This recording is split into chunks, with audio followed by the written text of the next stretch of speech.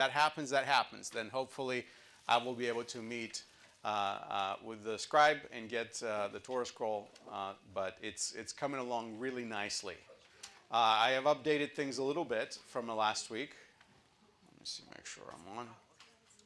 It's not going on me. What happened? Hold on. Let's try again. There you go.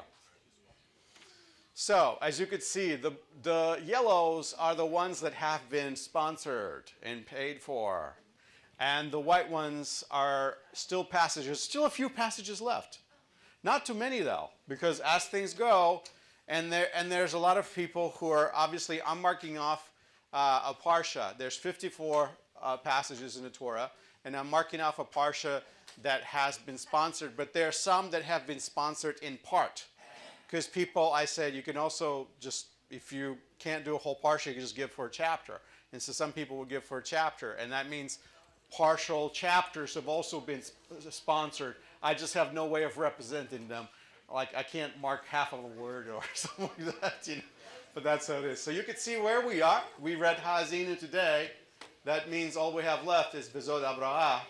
And then we are at the end of the scroll.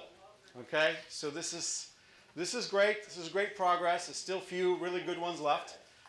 If you want to snatch them, you're welcome. If not, tell somebody else that they have an opportunity to be a blessing and do that. So Danny's like you know, there are many parshas that are so great that have not been sponsored. But guess what? It's okay because all people have their favorites, and they go for their favorites first. And after a while, we run out of money. So, but there's some very popular ones out. Yeah. There's some really great ones. And so we're doing great. We really are doing great. Thank you so much for your generosity. I really appreciate everyone stepping up and people taking ownership and saying, hey, I want to be a part of this process. Getting the new Torah scroll is a big deal. And the fact that so many people wanted to sponsor parshas, you know, it just blesses me so much to be able to see this. So before you know it, this is all going to be yellow. So, and it will be all paid for, which would be fantastic.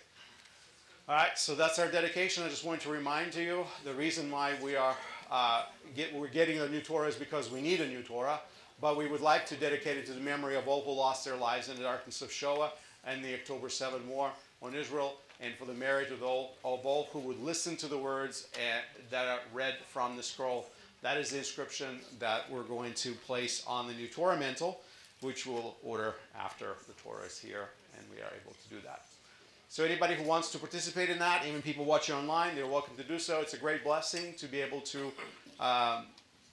do this. I mean, how often do you get an opportunity like this to sow, sort of say, in such a way that for many, many years to come, we'll be able to use this Torah scroll. All right, so let's jump into our study, Unity and Diversity. We've been looking through the book of Romans now for a while, and we're in chapter 6. And I wanted to tell you that in the first part of chapter 6, Shaul, he does a number of different things. You've seen him get all philosophical, then he will kind of go into this midrash. And so now he's going to do something else. He's going to build on a logic or on a reasoning of another spiritual pattern or an example, or an image, you can call it. And the image is very pictorial. It's one's death to sin by dying with Messiah. And keep in mind, we're not talking about literal death, right? So this is an image. This is an allegorical way of showing our connection to something that has happened. So he's going to develop this whole theme in chapter 6. And if you track with it, and if you know what he's doing, then you're not going to be sidetracked and, you know, made to believe strange things that people do sometimes about chapter 6. But here's Romans chapter 6, verses 1 through 2. Shaul says, what shall we say then? You know, whenever a rabbi asks a question, you know he already has an answer. Are we to continue in sin so that grace or favor, right, may increase even more? Far from it. How shall we who died to sin still live in it? And that's where he introduces the idea of us dying to sin. Please understand, it's an allegorical idea. It's an image. It's a picture. Not that we actually die to sin, but we would like to live that way. And that is what he's suggesting. So in the 1st century CE, I want you to realize Christianity was not yet around when these words were written. It didn't exist. Islam did not yet exist. So any ideas of martyrdom and death that affect spiritual changes in the world are 100% purely Jewish. Because Christians haven't figured that out yet. They haven't come up with that part yet because there are no Christians. And there are no shaheeds going out there to die for Allah because Islam is not going to exist for another 800 years. So when Shaul is writing these words, the words of martyrdom are purely a Jewish teaching. The martyrs that people thought of when they would think of martyrs were all those who died for the purity of their faith in the Torah, defending their ancestral beliefs. These were the martyrs of the Maccabean era. If you study the Maccabees, you read those books, you know those stories, people died for their faith. They died for Torah. They died for being Jews and refusing to become Greeks. So Shaul will utilize a very similar idea of this spiritual dying together with Yeshua, because he is presented now as the martyr. And we are joining in that solidarity with him. So it's a very unusual teaching, but a very, very Jewish one, I want you to realize. So the idea of spiritual martyrdom is quite simple. We die to sin spiritually so that we can live without it. Death, this particular kind of death, is basically self-denial. That's what we're talking about. Dying to sin is a figurative way of saying, I'm not going to do that anymore. It's like some people would say, he is dead to me, meaning I want to have nothing to do with this person, right? So this is that same figurative way of saying, I'm not going to engage with that anymore. So in a way, Shaul is proposing to implement a spiritual discipline of a sort, if you want to think about it. It is a new way of living, where we have left the old way of living behind because the old self, the old you, died. It's a radical change for which he uses this image of death, this metaphor. So if we understand this teaching correctly, then nothing in the rest of this chapter should confuse us at all. But of course, as I told you before, people do not always read with setting their mindset in the correct framework properly when they read, and as a result, they go into all kinds of strange places with that. We've already started on this trajectory of, dying to sin, and why is he in the world saying that? Because of this idea of grace or favor, and well, if grace and favor of God only grows and is only beautified and magnified because of our sin, shouldn't we sin some more, kind of idea. We're already seeing some of these crazy ideas. So, for example, in Orthodox communities, if a person live in the Orthodox community and going, how we can say, to the world, they literally declare him as dead, and they actually send on him Kaddish, even though he's alive. Walking around. Yes. So we're familiar with this idea. So the concept of spiritual death, or a concept of death that is not literal, that is a symbol, is not lost on us. We understand that. It exists in our culture. It exists in religious culture.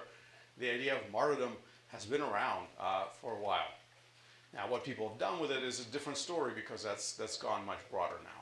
So let's keep reading and see if we get stuck over here. This is where people go into interesting places. And by the way, this is my retranslation. I have modified it just a little bit. Most of the time I just go with the standard translation, but this time I have corrected a few things. Romans 6, verses 3 through 5. See if you can recognize it. Or are you unaware that all of us who have plunged ourselves into Messiah have sunk ourselves into death?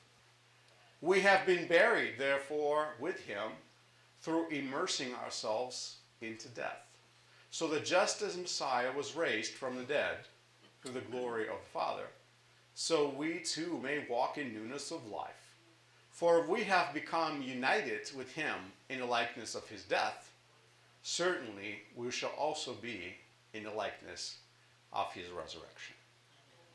Now, those of you who know this passage and who have read this in other translations probably can tell me what I changed.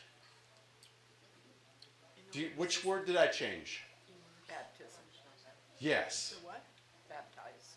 It says, are you unaware that all of us who have plunged ourselves into Messiah? That's how I translated it. So the word is ebaptisthemen in Greek, which literally means plunge yourself or dip yourself into Messiah. Now, most, of course, Christian translation would say you have baptized yourself. All of you who have been baptized. But remember, there's no Christianity. And there's no concept of baptism that exists. The only concept of baptism that exists at this time is a Jewish mikvah. And Jews have always plunged themselves into the waters of mikvah for purification. And it is a symbol of death. And when you come out, you're a new person. You're cleansed. This is not a new idea. But what Shaul is doing here is presenting this idea now to a Roman community, and the words that he uses in the Greek New Testament confuse people because, well, people who translated it translated the word immerse or plunge as baptize. And they essentially made up a new word because that word did not exist before that. They just took the Greek word, basically, and transliterated it, and then explained what that word means. So rather than translate it plunging yourself into water, or dipping yourself into water, or immersing yourself in water, they chose to create a new religious word. And out of that came, of course, a new religious ritual, and so on and so forth. Yes? Is it in the Greek reflexive? What do you mean the Greek reflexive? Plunge yourself. Yeah. Like not someone baptized. So yeah, you, ebaptisthemen, baptized. yeah, it's a passive reflexive verb. Okay. It's a verb that says you are the recipient of an action rather than That you yourself are doing. right, that you yourself are doing. Yeah. Okay. So all of that is in the suffixes and the endings. Right. That's where it's all buried. It's all in the grammar. Okay. But obviously people don't think about baptizing themselves, by the way, which is exactly what you do in Jewish tradition, right? We saw some people doing that in the Jordan. Right. Dipping themselves. Yeah, of course. Yeah. Because that's what you do. Yeah. Because you don't need a priest to do it. Because you are immersing yourself. It's a cleansing ceremony. When Naaman the Aramean went into the rivers of Jordan, did he dip himself 7 times? Did Elijah come along and do this? Did Gehazi dip him 7 times? No. He just went in and says, go and dip yourself 7 times. So he did. I think it should have been spiritual first, and then Anyway, I digress. What I want you to realize is that this whole language of baptizing is gotten out of hand. And what I've done is I've simply translated it in a sensible way. With taking out these religious words that really create for people a imagery of, I don't know, some church environment where this is being done. Because this is not what Shaul is talking about. It doesn't exist. He's talking about plunging yourself into Messiah and sinking yourselves into his death. It's like you're sinking to death. That's what you're doing. This is the language. And that word baptizo, right, literally does mean to immerse, to dunk. Could you expand this to John? How you would have done it? So he immersed people, Right. So it had nothing. So Yochanan is teaching a message of repentance, teshuvah. He says, the time has come, the Messiah is here, prepare yourselves. So what do for teshuvah? We repent of our sins, we say, I'm not going to be the way I am, and we rededicate ourselves to God, and we cleanse ourselves, and we say, we don't want to do the things we used to do. So a mikvah, going into water and immersing yourself, is an act of renewal. It is a spiritual cleansing. It is like having a birthday and say, today I'm a new person. I haven't done anything wrong yet. I'm going to try to keep it nice and clean for as long as I can. I mean, think about it. It's like birth and rebirth. I mean, it's like you're a new person. Yes, John. I don't know if you mentioned this, so stop me if you have, but the Essenes who lived outside of Jerusalem had their own community, and they had a mikveh, and their belief was that in the morning they would cleanse because they had collected spiritual garbage and dust through sleeping, and then at the end of the day they did the same thing. Yes. So this is a very common practice. So it seems unique, and today, like Hasidic Jews. Hasidic Jews still practice mikvah, and Essenes were unique. They did it multiple times a day. I mean, they were really into being born again. Let's put it that way. I will put it in that language. They were really into being born again and again and again and again because they understood the power of spiritual cleansing. When a person takes their life and intentionally does something to show that they do not want to live in an impure way. So it is a ritual, but like all rituals, it is physical and spiritual at the same time. So it's beautiful, yes. I'm getting a new picture of John now. So would he have actually helped them with it? Because Yeshua said he came to him and wanted to be baptized by him. How would that have played out? So what does it mean to be baptized by so-and-so in Jewish speak? Yeah. Let me translate Christianese into Jewish speak. That means you stand as a witness. When people go for a mikvah, for example, for a conversion mikvah today, so if someone decides to convert to Judaism, they have to go through mikvah. And when they go to mikvah, there has to be witnesses, two Jews who are upstanding, who are supposed to be credible, observant, who actually know what they're doing. They're supposed to observe the person getting into the water and getting out of the water. And then it can say to the community, I saw that person perform that ritual the way they're supposed to, and I'm a witness to at least their intent of converting. And that's what it means being baptized by somebody, because they're literally standing by you and looking at you as you're doing it. Not that I help you into the water or put you under the water, pull you out of the water. Like, they may need help. You may need help. Like, yes, if it's slippery or the current is too much or something like that, yeah, you may need a little help. You may need a little assistance. Nothing wrong with that. But that's not something that has to be done necessarily, because the person does it to themselves. Traditionally, the way it's done is you basically bend your knees and then you unbend your knees and you come out of the water. Plus his teaching too. So it was like by the words he was saying that you were immersing yourself in response to the words that he Right. was saying. So it can mean it. So Yochanan's immersion is an immersion of repentance in reaction to what he's saying. He's saying, prepare yourself, and people say, okay, I am going to prepare myself. I'm going to do what you say. I'm going to cleanse myself. I'm going to show that I am worthy and ready to receive the Messiah, essentially, which is what his message was. Are you ready to receive the Messiah? I just wanted to mention the last thing.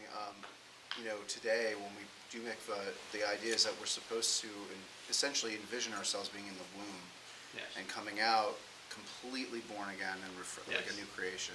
And that's every day we go to mikvah. Yeah, in traditional Judaism, the language of being born again and rebirth and womb is still very much a symbolic language. And so when Shaul talks about life and death, it's all along those lines. Yes, David. What would you say would be how you would describe, like, when it says to be baptized in the name of something? So in the name of, it means for the sake of or in the authority of. So like when people pray in the name of, asking whatever you ask in my name, okay, that means you will ask as if I would be the one asking. So as if, imagine you and I, go to a restaurant and I order, and I'm not there to order the meal, and I say, David, just order for me, you know what I like. So you just call them up and say, filet mignon, right there, please, or whatever, because you know me. So you did it in my name. You ordered in my name, and it was as if I was ordering, and I trust you, and I say, okay. So that language in the name of, it's a pictorial language, means instead of or on behalf of. And that takes us down a whole another interesting rabbit trail, which I wasn't ready to go on, but you opened it up. So, yes, Linda. I just was thinking forward to Paul saying at a certain point when things were maybe getting tangled, I'm glad I didn't baptize any of you. Like, I'm doing something else. I'm spreading the word. Now you guys are fighting over whose teaching Right. brought you to this point, Who is your daddy? Who's your Yeah. spiritual mentor? And that's the idea. And that's where people would get into it. So being a follower of a particular person carries weight. Why? Because you're supposed to learn from them. And you do things in their name. That's what you do. You do it in the name of. And so when Yeshua speaks about praying in his name or asking for something in his name, that's really what he means. You ask like I would have asked. What do you think I would ask for? If I was praying to God, what would I say? Well, that's how you pray. You pray the way I would have prayed because you're my disciple. And his merit, like we would do, like even other rabbis, or people said for the merit of. For the merit of. Exactly. So when you know your teacher so well, you would know what they would pray like and the kinds of things that they would ask for. And so you are literally doing it in their name, essentially, on their behalf and through their authority. Why? Because they're delegating that authority to you. They're giving it to you. They're saying, do it for me. Would you please do this for me or on my behalf? So let's get back to the verse. So he says that we plunged, we sunk ourselves into death. He says, do you not understand that? This is the imagery. We have been buried, therefore, with him through immersing ourselves. There's that word, baptizo again. Into death, so that just as Messiah was raised from the dead through the glory of the Father, so too we may walk in newness of life. For if we have become united with him in likeness of his death, certainly we should also be in the likeness of his resurrection. Hopefully you understand how important the resurrection is, because verses like that makes it very clear, right? It's not about the death. It's actually about the resurrection. That's what gives us the power to be alive. Because being dead is easy. It's coming back to life. That's different. And then living differently afterwards. That's where that power of the resurrection is necessary. So you could see, of course, the Father raises him from the dead, and he says, if we die with him, then we live with him. And that means we become new. We become different. And so the picture is participating in what happened to Messiah. And that includes both his death and his resurrection. I think it speaks to me too loudly about, like, we're all going to die. So why not die for something or someone? Right. Why not die in a meaningful way, right? Yeah. So that's the idea versus just for just being there, and there are things like that. Yes. If we die, especially if we're living as observant according to Torah, in Jewish tradition, you die sanctifying the name of God. Yes. And that's whether it's used in martyrdom in that way as well, but it's also used, that's why we say the sanctification prayer over people who have died. The Kaddish is a sanctification prayer. Kaddish is a sanctification prayer. That's the whole deal. So, our life is supposed to have a purpose. Our death is to have a purpose. And of course, what we're looking for is Tihiyat HaMetim. We're looking for the raising of the dead. Because that's what we say in the Amidah. That's our hope. That's our prayer. That's what we know that God has promised. So we're looking forward to that because it's real. And here it is. Danny, yes. And making sure that we are not doing what the Egyptians did, which is essentially creating a death cult. Biblical thought is you do these things so that you may live, not so that you die, as a martyr or Right. die or looking forward to death. The hope is not to live in the underworld forever. The hope is actually not to be in the underworld, but to come out. Because again, the idea of the resurrection is a very, very beautiful, very Jewish, and a very bright and hopeful idea, which a lot of cultures did not embrace. Because for them, death was the end, actually. But Jews believed in resurrection. Again, crazy bunch, right? All right, so let's keep reading. Knowing this, now if you know this and if you understand this, it says, knowing this, that our old self was put on a stake with him, in order that our body of sin might be done away with, so that we would no longer be slaves to sin, for the one who has died is freed from sin. Now, see if you can, this is becoming a game now, see if you can spot what I've changed. What did I change? Put on a stake. So, it says, sun estaurote. So the verb here is staruo, and soon means together with. And so together with, and then what is the question is, what is the word staruo? I translated it as put on a stake. Now, what would a traditional Christian translation translate that as? Crucify. So I'm going to tell you a dirty secret. For people who know Greek, know this. People who do not know Greek, do not. There is no word crucify in Greek. It doesn't exist. It's a made-up word. Just like there is not a word baptized because it's a made-up word. You know, to immerse yourself, yes. To dip, to plunge, that word exists and is being used for centuries before Christians in those ways. But all of a sudden now we start inventing new words. So people came up with this word crucify, and that actually comes from Latin. It's not in Greek. In Greek, stauros in Greek is a pole or a stake or a beam. Stauros. You can look it up. It's in the Greek dictionary. You can pull one off the shelf if you want to. And just search up the word stauros and you'll find it. Therefore, the word staruo, to put someone on a pole or a beam or a stake, is what it means. But it does not mean crucify, because crucifixion is two sticks being put together. And that does not appear in the Greek, but it does appear in Latin.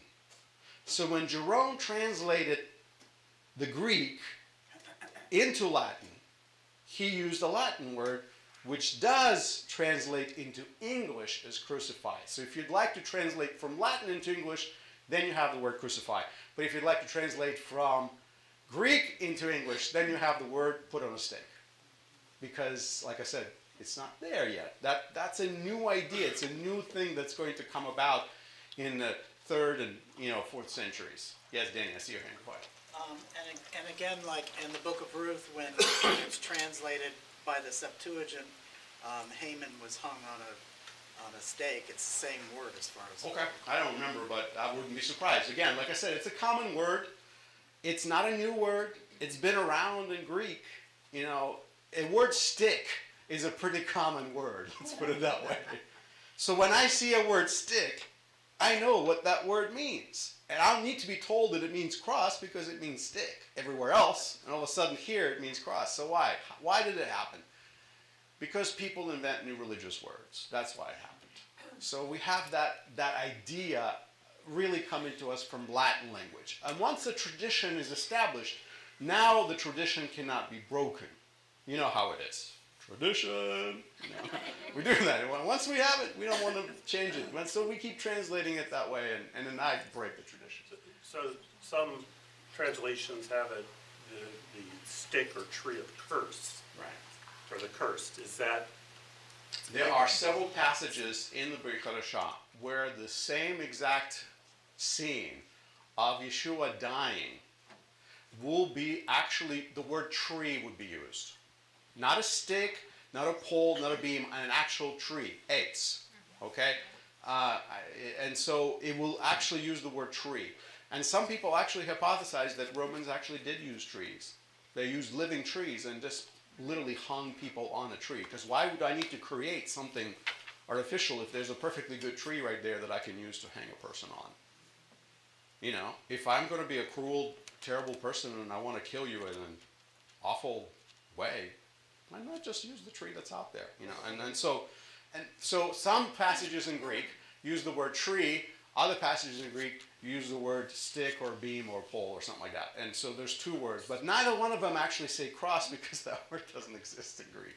Yes. What word is used when it says like cursed is the one who hangs, like when it's quoting Torah? It says tree. It's tree. It says tree. Yeah. What would Yeshua have said when he said, unless you crucify yourself daily and follow me, you can't be Same my thing. disciple? He would use the word stauruso, stauro, he would say the same exact verb. He would say, unless you pick up your stick, unless you pick up your beam and you carry it with you, unless you're willing to carry your own item upon which you will be skewered, essentially. If that's what you carry, that's what you carry. And that's a picture of suffering. It's a picture of saying, I'm willing to follow you to death. Like, I know I'm going to be executed. It's like a saying, unless you carry the axe that chops off your own head. It's an idiom, basically. I think that, Yeah, go ahead. It's okay. You want to go ahead. Oh, I I just wanted to say that this just reminded me that he also references the episode with the bronze snake. He says, I It's will on be the lifted wall. up, just like, which is Oh, yeah. highly, highly interesting to me. Yes, and John uses that in the Gospel of John. It's being used as well. So that's same exact quote. So there's a lot of things like that again that you could see in Greek that you can't see in Hebrew. Yes, Judy. I'm having trouble with like when Yeshua said to Thomas, "Look at my hands." Right. How do you get the hands nailed on one stick? Oh, you don't do it like that. So no. Romans actually did use a vertical beam, but it just wasn't called a cross. It was just called a beam, and because they hung you on that beam, and then they put that beam on a stand. So imagine this, and all I have to do is put you on like a coat hanger. That's all. You're literally being hung. You're being attached to one piece of wood and being hung on a different piece of wood So that is already there, so stationary. your feet are not nailed to Your feet can also be nailed, if that's necessary. Yeah, they were. And so there are a number of ways. If you are very interested in mechanic of Roman crucifixions, you can certainly look that up because Roman historians have preserved to us some details of how it should be done. They were good at it. They were quite brutal in punishing people. And remember, this was a political crime. Political dissidents were punished this way. Thieves, robbers, they were not put on the crosses, and they were not put on this kind of display. They were not hung out in the wind in public in the sun to die. These were revolutionaries, basically, political enemies of the state. They were hung. And Yeshua was obviously hung because the charge against him, he says he's a king. Now we only have one king, Caesar. So guess what? That guy has to die. the Christian cross, where does that come from? It's not inaccurate. I'm just saying the vernacular is different. Yes. According to the way they did it, when you were sentenced to crucifixion, you carried a beam. Right. You see in the images in religious parades today, people carrying crosses. Right. But Jesus only carried a beam Right. that his arms were attached to, and that was lifted up and put on the pole. Right. Well, then somebody had to help him carry that too. Yeah, somebody Yeah, has to help you, right? yeah. But yes, so the beam is what becomes the thing you carry essentially, and that is what you are attached to. And then, like I said, and that is hung literally on something that is stationary, whether it be a tree or another pole that's already in there in the ground. So yeah, people have strange ideas of how it was done, but if you're really interested, you can study this because, like I said, Romans, they preserved that. But the Romans did call it crucifixion? Later on, yes, they did call it that. Again, it's Latin. It's yeah, Latin. in Latin, Probably. in Latin, they called that. You were Yeah, affixed to yeah, exactly. a cross. So if you're curious and you want to do a word study, welcome to do that. Maybe that's not necessary, but we got stuck on the same point right here. So, but you did find what I changed, right? So that was good.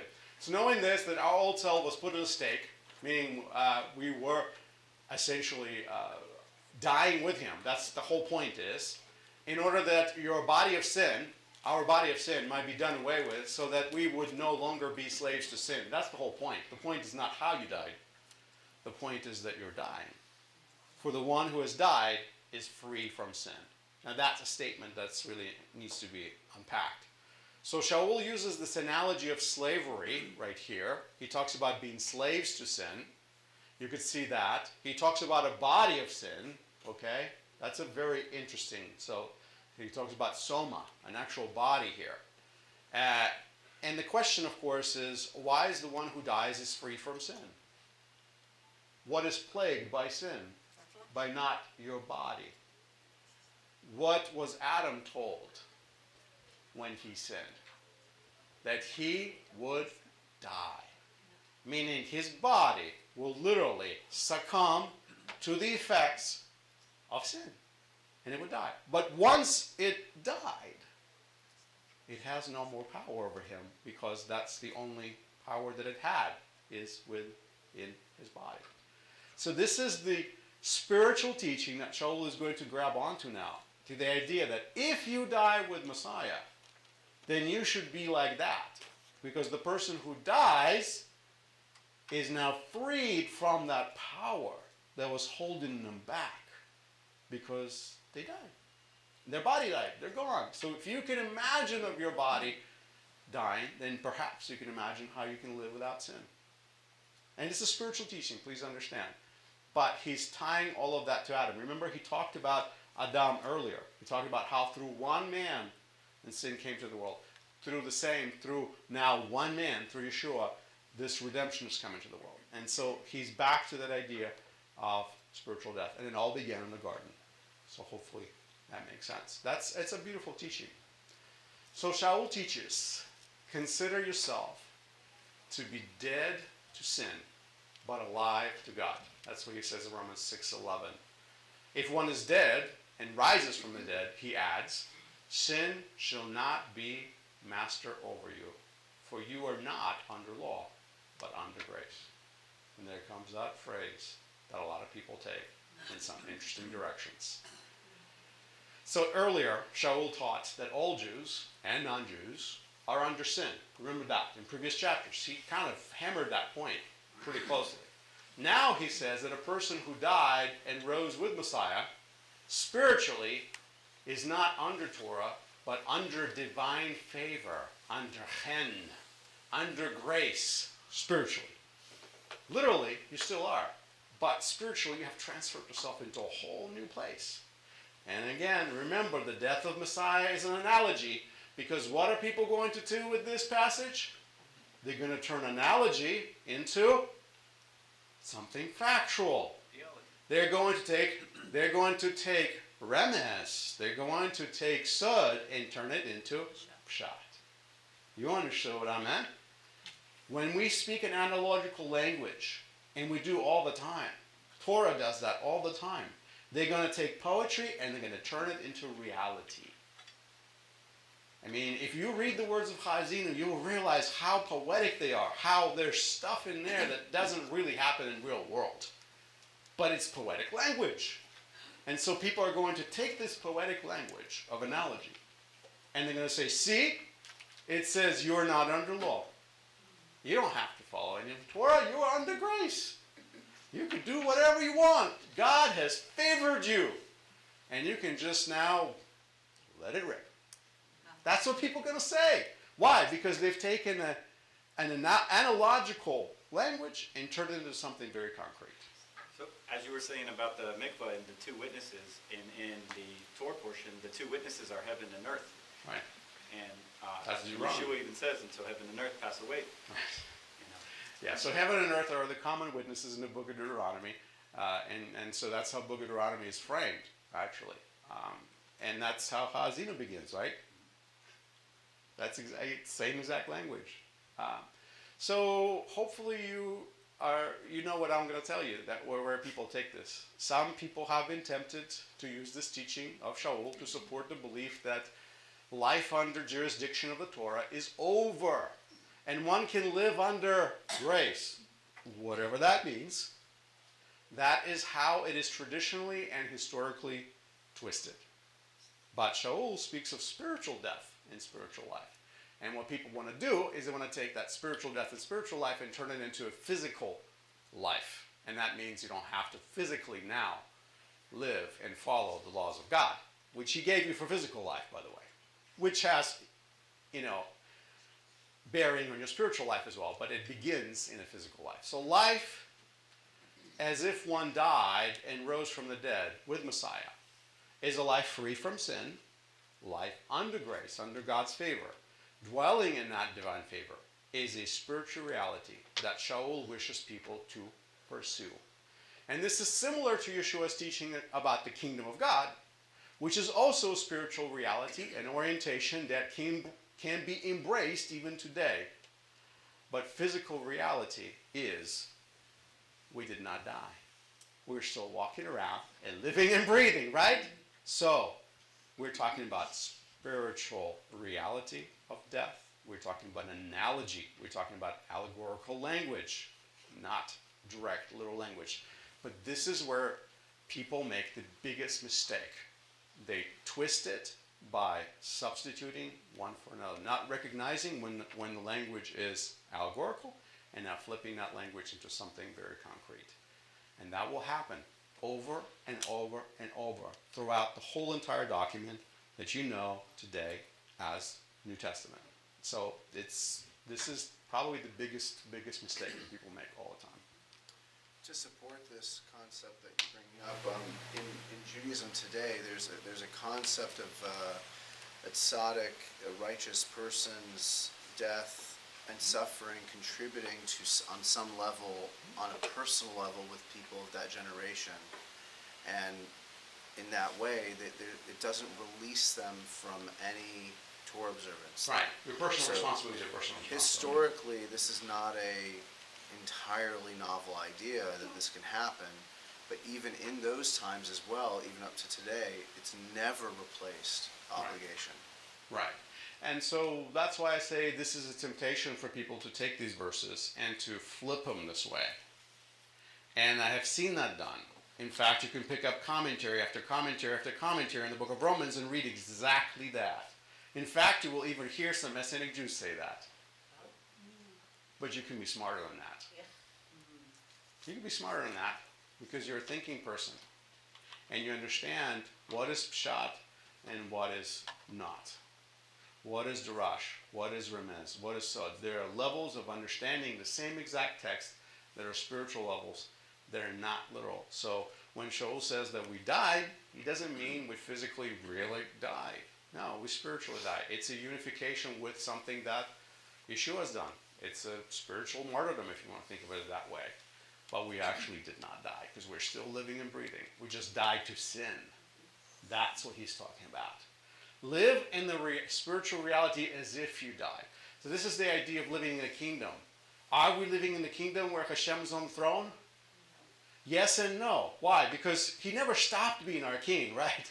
He always is. But it's not like we can point to say, no, because there's havoc in this world. And kings do take their power all to themselves and do all kinds of crazy things.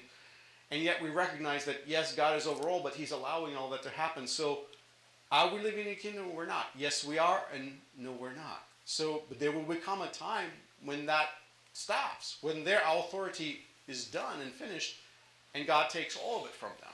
But not yet. So this is the same idea of already dying to sin, but not yet being truly, actually dead, because we are alive. So this is the death of Yeshua. It's a theology, it's beautiful, and it's allegorical. If we can connect to it, if we can understand it, then we'll understand the rest of what Shaul basically says, and we will not be confused by it. So did Shaul foresee that someone might try to twist this idea and to suggest life without Torah? Yes, he did, because what he's going to say in the next verses is exactly that. What then? Are we to sin because we're not under the law, but under grace? Far from it. Do you not know that the one to whom you present yourselves as slaves for obedience, you are slaves of that same one to whom you obey, either of sin resulting in death, or of disobedience resulting in righteousness? Or obedience resulting in righteousness. So this is talking about being slave to sin or slave to obedience. But thanks be to God that though you were slaves of sin, and he keeps playing on that same allegory, you become obedient from the heart to that form of teaching to which you were entrusted. And that's the good news. Remember, that's what he's entrusting to them. After being freed from sin, you became slaves to righteousness. So that's the idea of dying to self and living for righteousness' sake, not for your own sake. I'm speaking in human terms because of the weakness of your flesh. He will do this from time to time. He's going to teach and teach and teach and says, by the way, all of this is just me. This is not Torah.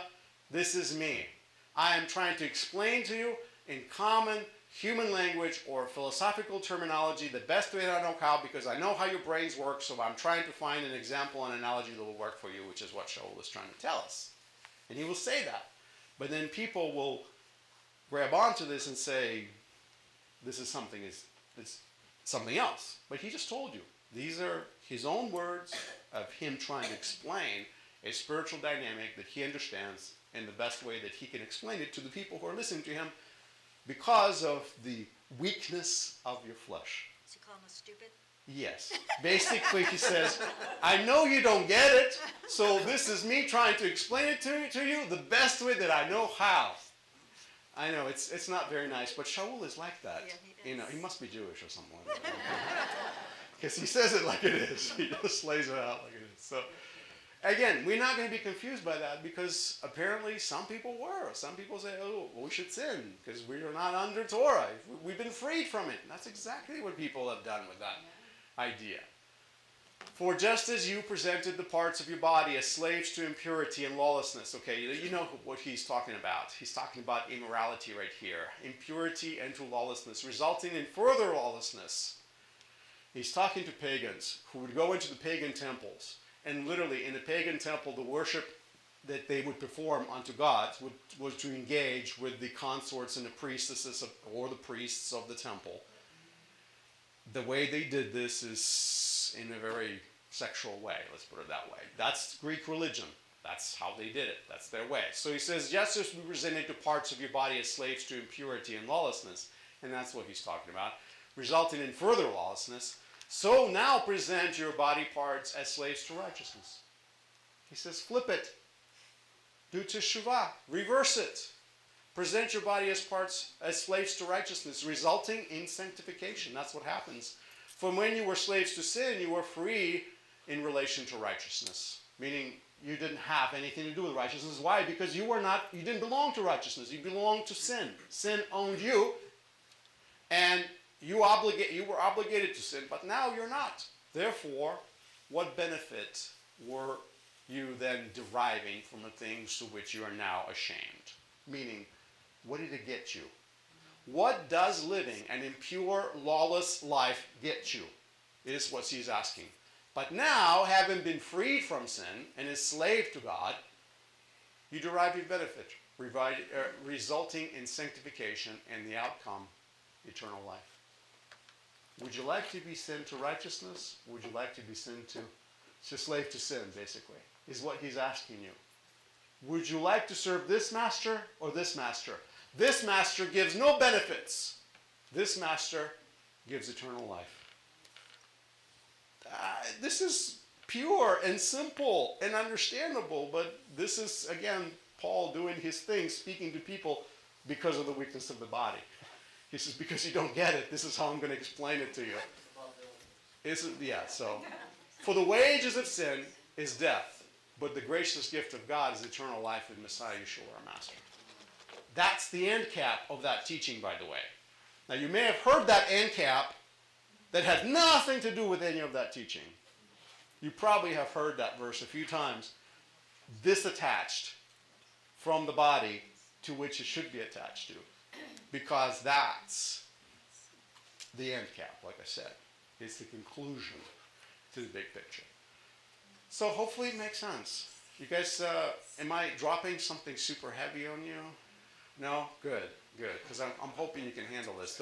So it's a little bit of linguistic reorientation, and hopefully it makes sense, because guess what? It's all there. You can check me. You can whip out your favorite translation and look it up. But I will tell you, it will fail you, because it will translate things and how things are traditionally translated, and that's why I'm helping you a little bit with Greek, because I don't have those same allegiances. So there you go. Questions, thoughts, ideas, reflections as we wrap it up? You want to study Romans more? Yeah. Sure. She goes, sure. You want me to do that again and again? Yeah, because there's more. There's a lot more. There's a lot more to come. The book is very, very heavy. It is beautiful. It is full of quite substantial teaching. But if you're not comfortable with me kind of rewriting some of your thinking, then Keep going. that's dangerous. So anyway, if you're willing to come on the journey, then we'll do some more rounds. That's what it is. Okay, good. Good thoughts. Good ideas. Thank you for all of you participating. I've gotten to the end as far as where I want to go. I'm going to pause right now, and we'll pick up next time.